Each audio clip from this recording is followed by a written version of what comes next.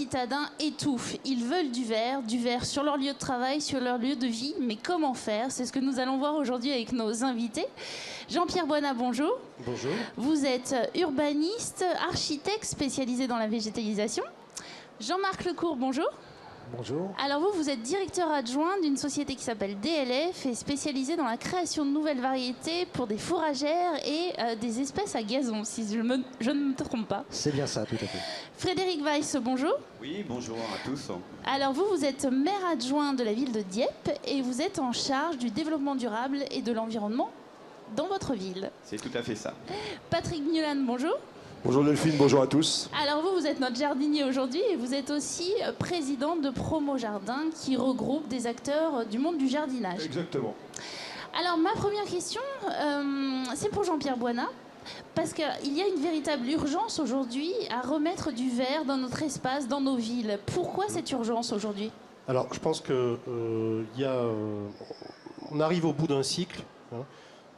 Comme tout le monde maintenant le sait, il y a des créations d'îlots de chaleur urbains, donc le réchauffement climatique, la pollution des écosystèmes. Hein. Il y a tout un contexte qui fait qu'il faut transformer la ville. Il faut la transformer. Alors, je ne dis pas qu'il faut la transformer de façon radicale, hein, mais il faut la transformer par un certain nombre de moyens, dont le verdissement fait partie. Donc, dans ce verdissement, en fait, il y a tout un tas de moyens. Hein. Bien évidemment, le jardinage, dont nous parlera Monsieur Mulan. Hein. Il y a donc tout ce qui est toiture végétalisée, tout ce qui est végétalisation un peu des espaces publics, des moindres recoins de la ville. Hein. Et puis, moi, je vous ai amené quelques exemples qui sont liés à ma profession d'architecte. Donc, je vous ai amené un exemple d'architecture qui ne m'est pas propre. Hein.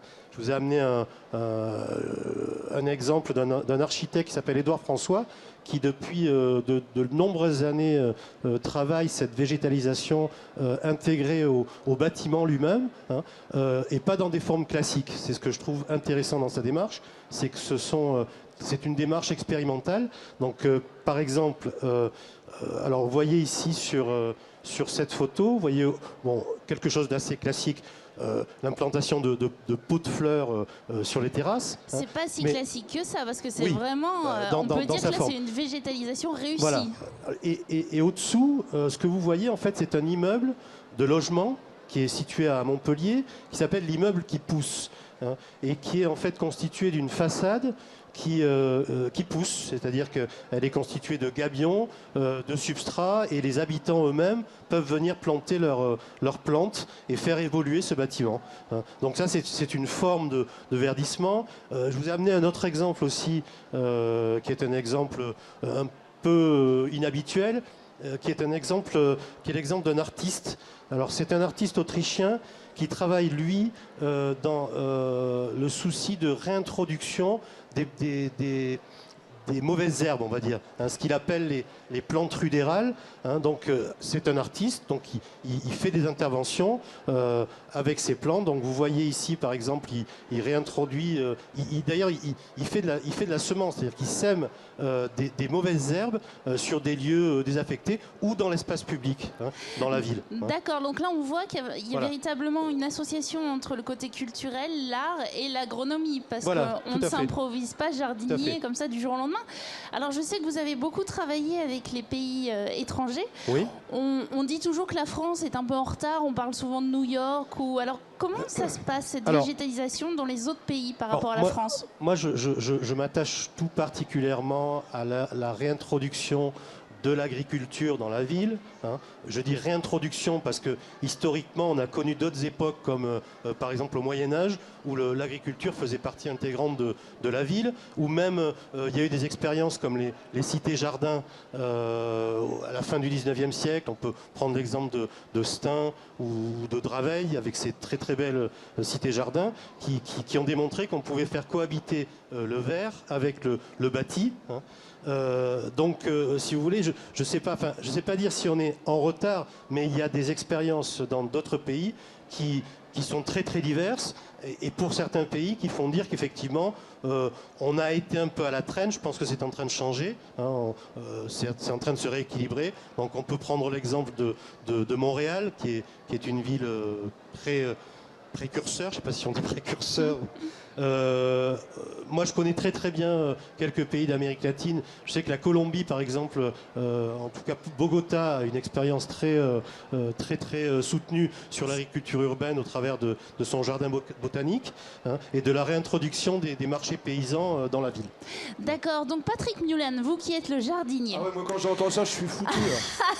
J'en peux plus. J'en étais sûre, parce que là on parle d'avenir d'agriculture urbaine, mais vous êtes plutôt sur l'aspect jardin. Écoutez, il y a quand même une chose qui existe depuis des lustres qui s'appelle Fleurir la France, qui est quand même l'occasion de mettre en beauté les maisons, les villages, les habitats, plutôt que d'aller faire les mauvaises herbes. Enfin, je sais pas, mon ami à côté, il a des choses beaucoup plus intéressantes que des herbes rudérales. On fait des variétés de gazon très intéressantes, très originales, très adaptées, en plus même au réchauffement climatique. Arrêtons de revenir au Moyen-Âge, et même pire, parce que le Moyen-Âge, on était moins nombreux qu'aujourd'hui. Enfin, j'entends ça, pour moi, c'est une horreur. C'est pas possible, quoi. Enfin, on peut créer un habitat beaucoup plus joli. Évidemment, le verdir, c'est notre base, mais ça fait des années que ça existe, et sans d'ailleurs même faire des immeubles avec des murs, parce que ça, c'est très très compliqué à entretenir. Mais faisons des jardins, plantons. Tiens, là, on est au salon de l'agriculture, il n'y a pas un arbre. C'est monstrueux. Je vous trouve très restrictif dans votre analyse. Alors non, on va continuer. Je suis un fanatique, moi. C'est un passionné, on va le dire. Moi aussi. Alors messieurs les passionnés, revenons sur le jardin. Justement, vous nous dites depuis longtemps, on développe ces jardins avec des variétés adaptées aux citadins. Mais ma question est, quels sont les freins, les limites à ce développement des jardins dans les villes aujourd'hui? La première, c'est à l'architecte que je m'adresse.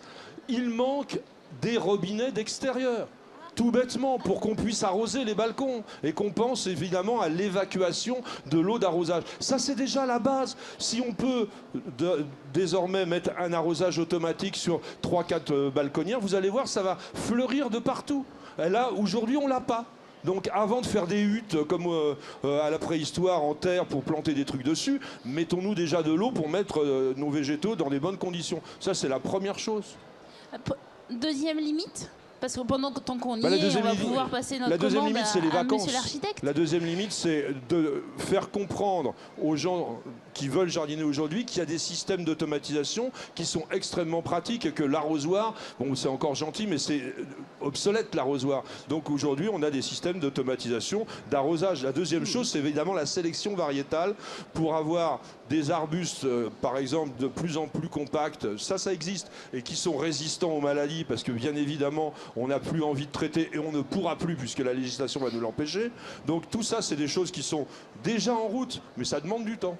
Tout à fait. Alors du temps, justement, Jean-Marc Lecourt, vous qui êtes à la base de cette création des variétés adaptées à notre vie citadine, expliquez-nous, le gazon, on le connaît, mais apparemment il aurait des vertus intéressantes pour nos villes, et vous travaillez sur ces aspects-là.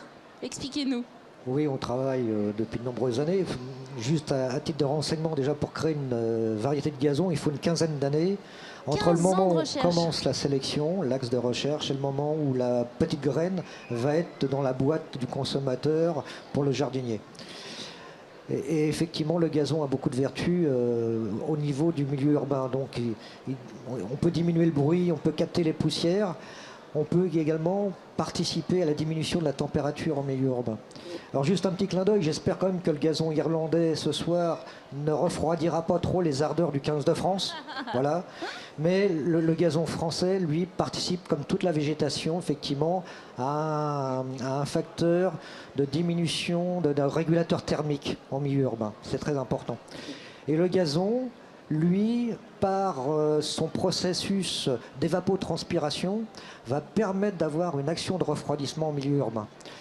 Alors il faut savoir que par une température estivale, le gazon, l'évapotranspiration, c'est à peu près 2 à 3 litres d'eau qui vont partir dans l'atmosphère et qui vont jouer un rôle de climatiseur. D'accord, donc là on voit déjà une vertu de la végétalisation de nos villes, mais je vais me tourner vers vous, Frédéric Weiss. Par rapport à Dieppe, je sais que vous avez la problématique d'inondation. Donc qu'est-ce que vous avez mis en place aujourd'hui à Dieppe pour gérer cette problématique tout en végétalisant et créant une bonne ambiance pour vos habitants? Oui, je vous remercie de me donner la parole. C'est vrai que dans des villes aujourd'hui, notamment les questions des villes du littoral, hein, des villes en fond de vallée, on est heurté aujourd'hui au problème des ruissellements des sols, des orages qui sont de plus en plus fréquents, localisés, des tempêtes, des vents à plus de 150 km/h ces derniers temps sur Dieppe. On en a parlé beaucoup à la télévision. Dieppe, c'est une ville littorale aussi, et à moyen terme, on sait qu'on aura des problèmes de submersion marine à gérer. On en a déjà, on a des falaises qui s'écroulent. Et donc la problématique aujourd'hui pour une ville comme Dieppe, c'est comment réfléchir à ces enjeux de ruissellement, ces enjeux littoraux, à la problématique globalement du réchauffement climatique, parce qu'aujourd'hui elle est posée comme ça pour certaines régions. Et nous, on a décidé de réfléchir sur la problématique de la perméabilité des sols. Et ça, c'est un des enjeux qu'on essaie de développer aujourd'hui, de travailler sur la problématique trame bleue, trame verte surtout, réfléchir à sanctuariser nos espaces verts, nos bois, nos forêts, travailler aussi dans le cadre des politiques d'urbanisation qu'on met en place sur la perméabilité des sols en faisant du captage d'eau à la parcelle. Donc on essaie de mettre en place tout un système, alors des petites actions qui, au bout du compte, nous permettront de limiter l'impact des ruissellements et ces impacts-là.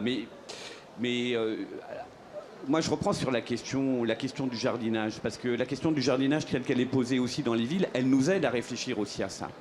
Le développement des jardins ouvriers, et c'est pas anodin dans une ville comme Dieppe où on a 8 à 10% de chômeurs, c'est aussi avant tout des compensations et permettre à des familles de vivre et de vivre décemment, mais avec l'idée quand même que ces jardins-là, ils doivent aussi permettre la mise en place d'une agriculture un petit peu saine, propre, limiter les pesticides. On est une ville en bord de littoral, on a un pavillon bleu à respecter. Le problème des pesticides, c'est un problème après qu'on peut retrouver dans le cadre de notre propre politique littorale, et on doit vraiment nous réfléchir à la mise en place de politiques qui soient propres. Et ça, je pense que c'est vraiment important aujourd'hui de réfléchir à ces questions-là. D'accord, alors justement, j'en profite étant donné que nous avons un architecte sous la main. Juste, Monsieur Weiss, est-ce que vous pourriez nous donner un ou deux exemples d'aménagements qui ont été mis en place avec un travail avec vos architectes locaux, justement? Monsieur Weiss, d'abord. Alors, sur les problématiques d'aménagement qu'on met en place, effectivement, toutes les politiques d'écoquartier qu'on met en place aujourd'hui, c'est des politiques qui on est obligé d'urbaniser, on a des gens à loger quand même. On est dans cette contradiction-là aujourd'hui, comme toutes les villes.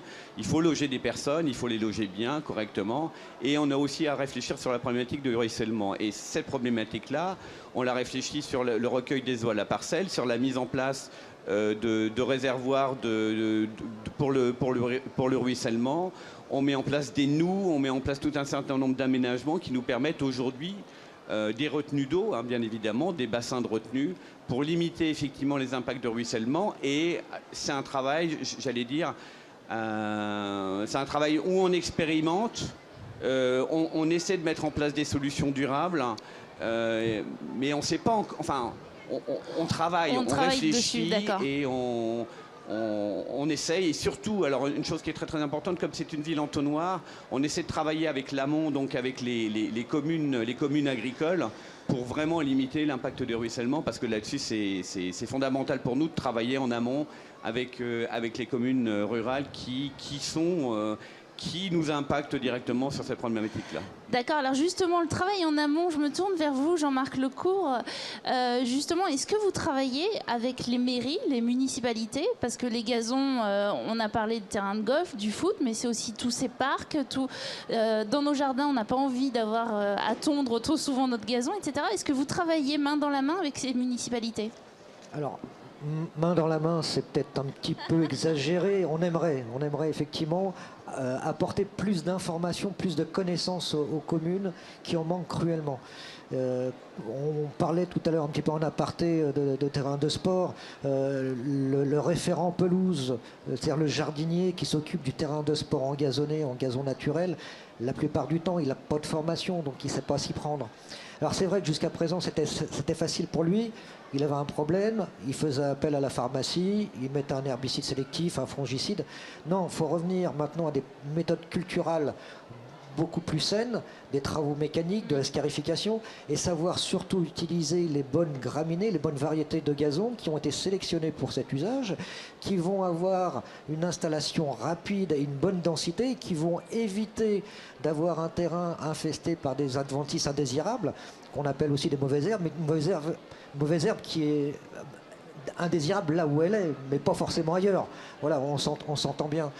Et qui va permettre d'avoir ainsi une gestion raisonnée et politiquement environnementale de l'espace vert, du terrain de sport, et qui va apporter tous les bienfaits environnementaux au centre-ville, comme il y a aujourd'hui des voies de tramway qui sont engazonnées, qui sont vraiment un bénéfice énorme pour la population et pour le conducteur de tramway. Discuter un jour avec un conducteur de tramway sur le bruit qu'il entend entre le moment où il passe sur une zone engazonnée et sur une zone bitumée. Et oui, c'est spectaculaire.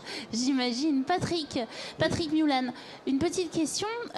Donc on voit que des travaux sont en cours, des recherches, mais est-ce que les jardiniers sont bien informés et comment améliorer cette information, cette communication vers le jardinier? Il y a quand même beaucoup de médias qui existent. Bon, moi, je suis à la radio toutes les semaines, j'ai une web TV, il y a de la télévision, il y a des magazines. Je pense que oui, le consommateur jardinier, il est pas mal informé, mais il ne recherche pas ça, lui. Il cherche des trucs qui lui facilitent la vie. Donc, il fait confiance aux professionnels en amont qui vont lui apporter les solutions auxquelles même il n'a jamais pensé. Ce n'est pas son boulot d'y penser. En revanche, c'est vrai que, pour dire par rapport à ce qui a été dit sur Dieppe, nous les jardiniers, il y a belle lurette, notamment dans les jardins familiaux et collectifs, que les gens travaillent en bio. Dès qu'on est dans la production légumière, il y a pratiquement plus d'utilisation de pesticides de la part des jardiniers amateurs. Alors après, dans les cours, dans les terrasses, sur les allées, on utilise encore des désherbants pour 2 ans, puisqu'en 2019, il n'y aura plus rien. Et je dirais quand même qu'il faut penser que le jardinier amateur, il se fait plaisir. Il est là pour avoir quelque chose, alors à la fois produire ou améliorer son environnement, mais sans se casser la tête et en y passant le moins de temps possible. Et là, ce qu'on nous propose maintenant, ce n'est pas encore la solution. Et les dernières règles législatives, elles vont nous compliquer quand même pas mal la vie. Ouais. Elles vont nous compliquer un peu la vie, mais justement, on parle aussi beaucoup, vous parlez des jardins familiaux, il y a un lien social qui se crée autour du jardin. Bien sûr. Est-ce que vous voyez toutes les générations aujourd'hui au jardin? Est-ce que c'est plutôt des personnes à la retraite, des enfants? J'ai vu que certaines villes mettaient des jardins potagers dans les maisons de retraite. Est-ce que vous voyez toutes les générations se mettre au jardin aujourd'hui? Alors, historiquement, le jardin a été toujours un peu une activité de vieux, entre guillemets, du moins de personnes matures, parce que si on regarde bien, quand on est jeune, bon, on s'amuse, on a autre chose à penser qu'aller cultiver ses patates. Quand on se marie, on fait ses enfants et on fait sa maison. Et puis après, on commence à penser au jardin. Donc notre travail aujourd'hui, nous les professionnels, c'est essayer effectivement d'ouvrir le regard au maximum des nouvelles générations vers le jardin. Et c'est vrai que dès qu'on parle de végétalisation, dès qu'on parle d'environnement, le jardin, lui, il a sa place. Et donc tout ce maelstrom, je dirais, médiatique qui est fait autour de ça est profitable, potentiellement, sauf que, encore une fois, les jeunes générations d'aujourd'hui voudraient bien un jardin, mais surtout pas jardiner. Surtout pas jardiner. On va avoir des belles tomates rapidement, voilà, c'est ça. Alors, Jean-Pierre Boinat, justement, moi j'ai envie de vous poser cette question parce que, un peu comme Jean-Marc Lecourt qui imagine les variétés dans 15 ans, donc je lui poserai la question ensuite, mais À quoi ressembleront nos villes? À quoi va ressembler Paris en 2050? Allez. Alors justement, enfin, moi, je veux rebondir sur ce que me disait Patrick Miolan, puisque je trouvais que c'était une vision très terre à terre, c'est le cas de le dire, très technique sur les robinets. Moi, j'essaie, je ne dis pas que j'ai la science infuse, mais j'essaie de me projeter un petit peu sur une vision globale de cette transformation urbaine, pour rendre la vie plus agréable et la ville plus vivable. Donc, moi, j'essaie de me projeter sans pour autant avoir les solutions. C'est pour cela, justement, qu'avec deux collègues à moi, nous avons créé une structure qui s'appelle A Green City, alors qui pourrait se prononcer en anglais A Green City, mais je préfère la prononcer en français puisqu'elle a un petit caractère agricole du coup. Ah oui, là vous nous montrez son logo. Cette structure, elle a un double objectif, donc de proposer ses services, bien évidemment, à des collectivités, à des promoteurs sur des projets immobiliers, à des bailleurs sociaux, etc. Mais aussi pour objectif, en fait, de promouvoir et de créer des lieux qui seraient des lieux d'expérimentation, parce que je pense qu'on ne peut pas faire évoluer la ville sans l'expérimenter, du point de vue, en tout cas, dans notre domaine de l'agriculture urbaine, donc, et dans tous ces domaines qui y sont afférents. D'accord, donc d'expérimentation. Alors justement, Frédéric Weiss, vous nous avez amené du miel produit à Dieppe. Il y a des fleurs à Dieppe, les abeilles ont de quoi manger? Oui, ça c'est un petit clin d'œil un petit peu emblématique de la ville de Dieppe, parce que c'est vrai que, bon, à Dieppe, moi je rappelle, on a la coquille Saint-Jacques, c'est quand même quelque chose de... D'abord, avant tout. C'est un phare pour nous, c'est quelque chose de vraiment très très important.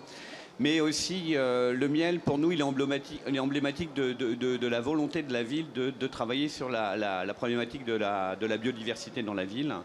Et de travailler sur les nouvelles politiques qu'on essaie de mettre en place en termes de gestion des espaces verts, toute la question de la gestion différenciée qu'il y a derrière. C'est-à-dire qu'on n'est pas obligé d'entretenir un espace XY toutes les semaines. Alors il y a des espaces qu'on privilégie, bien évidemment, dans la ville avec un entretien permanent, mais il y a des espaces qu'on rend entre guillemets à la nature. Des bois, des forêts, et on essaie de gérer aussi notre espace urbain pour le rendre aussi à la biodiversité et à la faune et à la flore, parce que c'est quand même aujourd'hui important. On doit se poser cette problématique-là. Quand on parle à des enfants aujourd'hui, la question d'où vient le lait, par exemple, on sait très très bien que c'est complètement... Il vient du supermarché.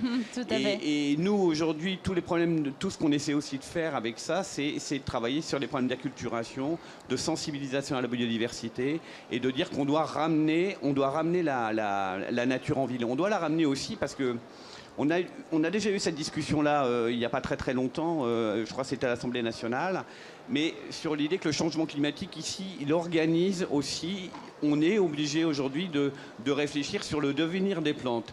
Les plantes, elles vont évoluer. Aujourd'hui, on a des problèmes avec les hêtres, avec les marronniers sur Dieppe. Et on va être obligé de réfléchir à moyen terme à changer aussi la nature de nos sols et la nature de nos espaces. Tout à fait. Donc de l'observation, de la pédagogie. Jean-Marc Lecourt, en quelques mots, les variétés que vous êtes en train de créer pour demain, qu'est-ce qu'elles vont apporter de plus à nos villes? En quelques mots. En quelques mots, elles vont apporter beaucoup de choses. Je vais prendre juste un exemple. Patrick parlait de la disparition programmée d'usage de produits phytosanitaires, d'herbicides. Aujourd'hui, on engazonne pour ne pas désherber. Les allées de cimetière, on ne met plus de désherbants. On engazonne pour éviter la prolifération de mauvaises herbes. Mais il ne faut pas le faire avec n'importe quoi. On le fait avec des plantes qui s'installent rapidement, mais qui ont une pousse très lente. Donc demain, les gazons de demain, c'est des gazons qui vont être à installation très rapide, très bonne densité, et toutes résistantes aux maladies, et qui seront sélectionnés pour cet usage. Donc enherber pour ne plus désherber. Patrick, notre ville, en 2050, vous la voyez comment? Je serais mort. Donc, je la vois pas. Non, je pense qu'on tire des plans sur la comète, et avec des choses qui sont... On s'amuse actuellement, bon, on le dit, voilà, on fait des tentatives, etc. Première chose, on ne nourrira pas la planète en faisant de l'agriculture urbaine. C'est une vue de l'esprit. Je crois qu'on est tous d'accord aujourd'hui. On ne transformera pas les toits de Paris en potager. Ils ne sont pas prévus pour ça. Donc effectivement, on peut essayer d'intégrer dès à présent dans les nouvelles constructions, dans les nouvelles habitations, tout l'ensemble qui va permettre cela. En revanche, moi je voudrais insister sur un truc. On parle de la biodiversité. Arrêtons de penser que la biodiversité, c'est uniquement ce qui pousse spontanément. La biodiversité, les jardiniers l'apportent 10 fois plus que celle qui existe c'est de la biodiversité naturellement. domestiquée. Et l'horticulture encore pire. La biodiversité domestique, la biodiversité cultivée est très très forte, très importante. Moi, mes limaces françaises, elles bouffent mes plantes japonaises. Il n'y a aucun problème. Donc ça marche très bien. Les oiseaux, ils viennent aussi picorer les fleurs de mes plantes qui viennent d'Amérique du Nord. Donc ça, arrêtons d'avoir cette vision hyper restrictive là-dessus. Voilà. D'accord, donc on a vu qu'on allait enherber pour ne plus désherber les villes, faire de la pédagogie, faire des nouvelles structures pour intégrer dès le début ce verre. Jean-Marc Lecourt, on a vu avec vous que vous créez aujourd'hui les variétés qui seront adaptées pour nous donner du vert en ville enfin. Donc c'est possible, demain nos villes seront plus vertes. Je vous remercie et je vous donne rendez-vous demain pour une nouvelle émission de Semence Mag. Et d'ici là, n'oubliez pas, la semence est au cœur de la vie.